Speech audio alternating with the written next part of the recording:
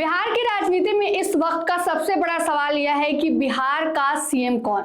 बता दें आपको कि सीएम नीतीश कुमार जो है वो राज्य की राजनीति को छोड़ अब राष्ट्रीय राजनीति को में कदम रखने जा रहे हैं, जिसकी जानकारी उन्होंने अपने सोशल मीडिया के तमाम प्लेटफॉर्म के जरिए दी थी कि अब वह बिहार की राजनीति को छोड़कर, राज्य स्तर की राजनीति को छोड़कर राष्ट्रीय स्तर की राजनीति में कदम रखने जा रहे हैं। जिसके बाद से तमाम मीडिया चैनल्स के द्वारा, तमाम कार्यकर्ता, नेता, विधायक के द्वारा कयास लगाए जा रहे हैं कि आखिर बिहार का अगला सीएम कौन होगा।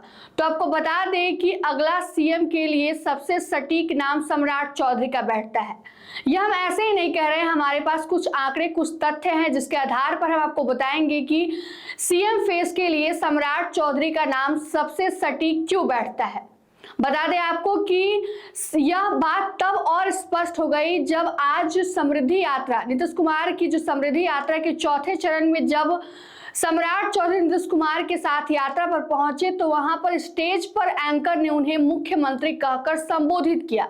इसके बाद से यह कयास और भी स्पष्ट हो गए हैं कि कहीं ना कहीं बिहार के सीएम के रूप में शपथ जो है वो सम्राट चौधरी ही लेंगे। तो चलिए बताते हैं आपको कि सीएम फेस के लिए आखिर सम्राट चौधरी क्यों सटीक बैठते हैं।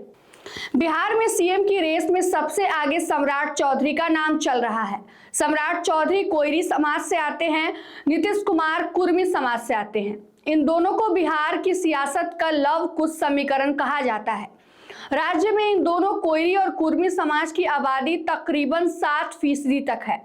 इसमें कोयरी 4.21%, कुर्मी 2.87% है। इन्हीं के दम पर नीतीश कुमार अपनी राजनीति करते रहे हैं। ऐसे में अगर सम्राट चौधरी को बीजेपी आगे बढ़ाती है तो नीतीश का यह वोट बैंक उनके पास रह सकता है। बीजेपी बिहार में ओबीसी को साधने के लिए गैर यादव ओबीसी को लगातार साधने का प्रयास कर रही है और इसी समीकरण में सम्राट चौधरी बिल्कुल फिट बैठते हैं। कोयरी बिहार में यादव के मुकाबले एक मजबूत पिछड़ी जाति मानी जाती है। सम्राट चौधरी के पास सरकार चलाने से लेकर संगठन चलाने तक का अनुभव है। राबड़ी सरकार में सबसे कम उम्र का मंत्री बनने से लेकर वे मौजूदा समय में 2 बार नीतीश सरकार में डिप्टी सीएम रह चुके हैं। इससे पहले वे नीतीश सरकार में मंत्री भी रह चुके हैं। सरकार के साथ साथ वे विधान परिषद के नेता, प्रतिपक्ष की भूमिका भी निभा चुके हैं। पार्टी के भीतर वे सचिव, उपाध्यक्ष से लेकर प्रदेश के अध्यक्ष की भूमिका भी निभा चुके हैं। ऐसे में उनके पास हर तरह का अनुभव मौजूद है। बता दें आपको कि कल बिहार में राज्यसभा के 5 सीटों के लिए चुनाव कराया गया, जिसमें एनडीए ने 5 सीटें जीत हासिल की है और इसका पूरा श्रेय जो है वह सम्राट चौधरी को कहीं ना कहीं जाता है। इसको लेकर जो है सम्राट चौधरी को पूरा श्रेय जाता है और मोदी और अमित शाह जो है वो सम्राट चौधरी से पूरे गदगद है।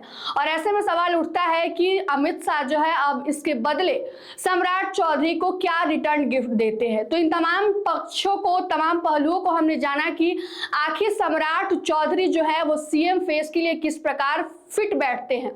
तो हो सकता है कि आने वाले दिनों में है वो सीएम के लिए सम्राट चौधरी का चुनाव किया जाए, क्योंकि जिस तरह से तमाम तरह से उन्होंने एनडीए सरकार में अपनी भूमिका निभाई है, साथ ही साथ जदयू सरकार को भी संभालने में अपनी भूमिका निभाई है, तो कहीं ना कहीं सम्राट चौधरी इस पद के हकदार है। तो आने वाले दिनों में देखना काफी दिलचस्प होगा कि सीएम फेस कौन बनता है।